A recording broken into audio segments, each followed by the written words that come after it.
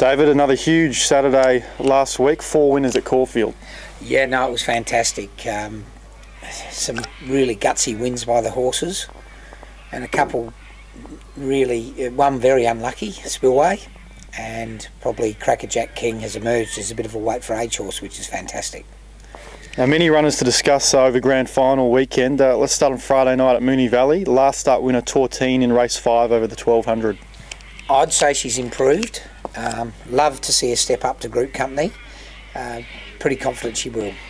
2 runners in race 7 over the mile. The Stakes, first of which is Zululand, $16. Yes, I thought Craig rode him far too close the other day. Went forward at the wrong time. He's a horse that likes to relax early and swoop. So just look for him to improve a lot in a very tough race. And MIHANY steps up in class. He's 25-1. Yeah, look, he's on trial for the Guineas. His work has been outstanding. He should sit up on the pace and give a nice kick. Grand final day, racing at Sandown in race 2, Eye the World. Yeah, 1500. Eye the World, drawn well, should sit just behind the pace, give a good kick. He's been racing really well on the all-weather. Looking forward to seeing him on the grass. Also, King Capel Chief runs second up in the same race. Yeah, he didn't handle the slow ground the other day at Geelong and raced a bit fresh. I think he could improve a lot. I still think he'll probably need one more race. URANIE runs in race 3 over the 1300, month between runs. Yeah, she didn't. The ground was a bit shifty last time she was at Sandown. Hopefully the track will be better. If it is, she could improve. The track work's been excellent. Last start winner Arctic Song runs in race 4, drawn the car park out in 17.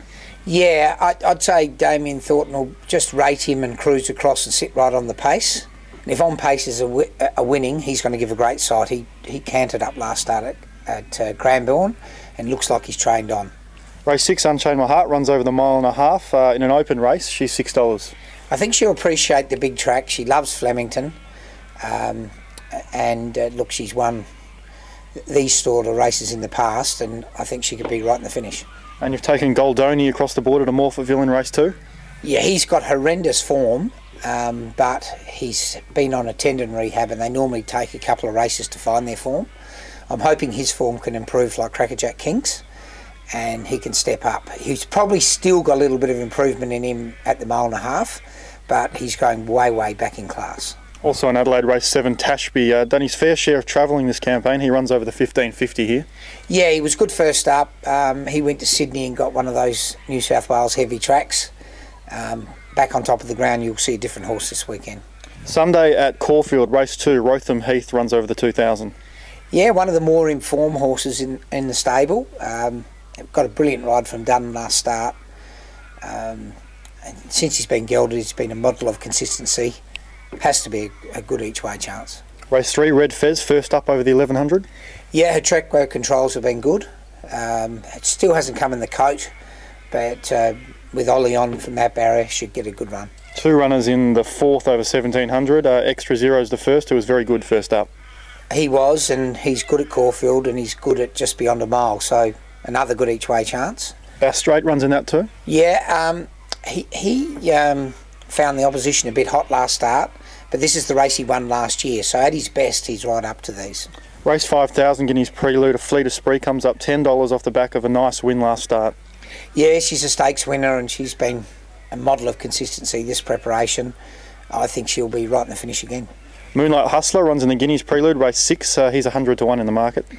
Yeah, the reason I've run him is his track work has been very good, and he's got a good record at Caulfield, and he's been crying out for 1400. This is a tough race, but he's a lot better chance than 100-1.